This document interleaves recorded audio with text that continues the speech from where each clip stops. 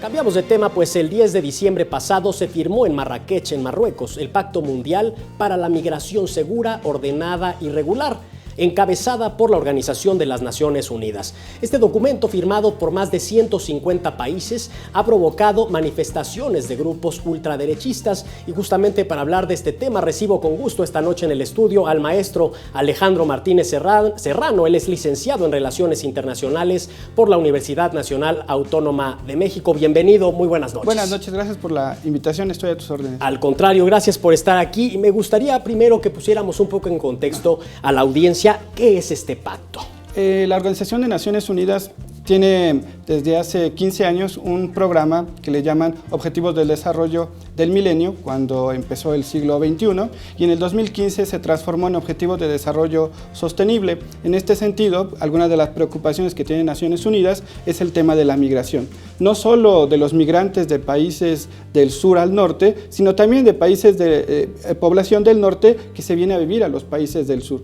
Hay que establecer normas generales para que tanto los países receptores como los países que expulsan migrantes tengan unas normas comunes para proteger sobre todo el principio de que los derechos que tiene el migrante se pueden convertir en un derecho humano.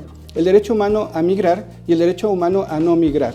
Generalmente tenemos la idea de que el que migra lo hace por una necesidad económica, pero también puede ser una necesidad propia de un individuo que quiera vivir en algún lugar del mundo y que tenga el derecho de hacerlo. Entonces se tendrían que establecer esos parámetros a nivel comunidad internacional y luego bajarlos a las leyes nacionales de los diferentes países que se fueron a este pacto mundial para regular la migración. ¿Es la migración un derecho humano? Sobre todo bajo el principio de que si yo quiero vivir en un lugar, tengo el derecho a hacerlo, siempre y cuando cumpla con las normas que me permiten vivir en ese lugar, bajo la idea de que si lo hago en una situación no regulada, estoy incumpliendo con ciertas normatividades. Por ejemplo, una visa, por ejemplo, una posibilidad de llegar a un lugar por un lugar permitido, una aduana, un paso migratorio, y no hacerlo en forma irregular. No hacerlo de forma ilegal. Ahí estaría yo incumpliendo con cierta normatividad, que en un momento determinado puede ser una falta administrativa, no tener la visa o no entrar por un lugar regulado. De acuerdo. ¿Cuáles son las principales iniciativas? Entiendo que este Pacto Mundial tiene 23 objetivos. Ajá. Hablemos de los principales. Uno de los más importantes es ese tema del derecho humano. Otro de ellos es que los países ricos apoyen a los países pobres para el otro aspecto que te comentaba, el derecho a no migrar. Yo no quiero moverme de mi lugar de origen, quiero vivir ahí, pero no tengo las condiciones económicas para poder buscar los principales satisfactores. Y tengo que salir de mi lugar de origen para buscar mejores condiciones salariales, laborales, sociales, incluso hasta médicas en un momento determinado. Entonces, los países ricos tendrían que desarrollar esas regiones poco propicias para las actividades económicas y que la gente no se mueva de su lugar. Estoy contento donde yo vivo, pero no tengo oportunidades laborales, por eso tengo que salir. Por ejemplo, en el caso mexicano, hay comunidades en nuestro país que tradicionalmente son migrantes y el papá, el abuelo, siempre han migrado y regresan en alguna época del año para vivir las fiestas navideñas, por ejemplo, con su familia. Si hubiera desarrollo económico en esas regiones, la gente no se iría. Otro de los elementos precisamente es la criminalización de la migración, a propósito de ciertos grupos que consideran que el migrante viene a afectar a los intereses de nuestras comunidades. Los que vienen de fuera nos vienen a afectar.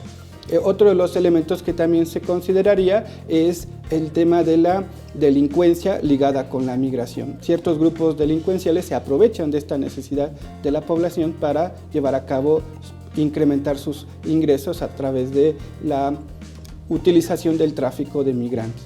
Ahora, hay pues alrededor de 150 países que firmaron el pacto, pero hubo países que no: República Dominicana, Chile, Israel, República Checa, Hungría, Bulgaria, Austria, Estonia, Italia, Australia y por supuesto Estados Unidos, e incluso Brasil, que sí lo había firmado, pero ya dijeron que a partir del 1 de enero que entra Bolsonaro se salen del pacto. ¿Por qué hay países que no están interesados en firmarlo? En el caso de Estados Unidos, que sería el principal receptor de migrantes, el año pasado hecho, el presidente Trump señaló que nadie va a regular su política interna, en el sentido de que ellos mismos van a establecer los criterios para recibir o no recibir migrantes. En una cuestión muy nacionalista, nadie más lo va a imponer, bajo la idea de que el pacto es un marco regulatorio que tiene que aterrizar en leyes nacionales.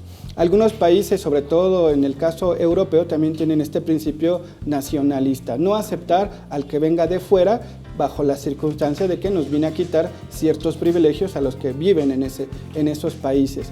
En el caso de Bolsonaro también sería la misma política excluyente sobre minorías raciales. De acuerdo. ¿Qué nos dicen las manifestaciones ultraderechistas como lo que vimos en Bruselas el pasado domingo sobre este pacto? ¿Por qué hay estas reacciones? Desafortunadamente, en el caso europeo yo lo vería como una contradicción. La tasa de natalidad de muchos países europeos, de la mayoría, es negativa. Están muriendo más de los que están naciendo. ¿Y quién es el futuro de Europa? Las migraciones.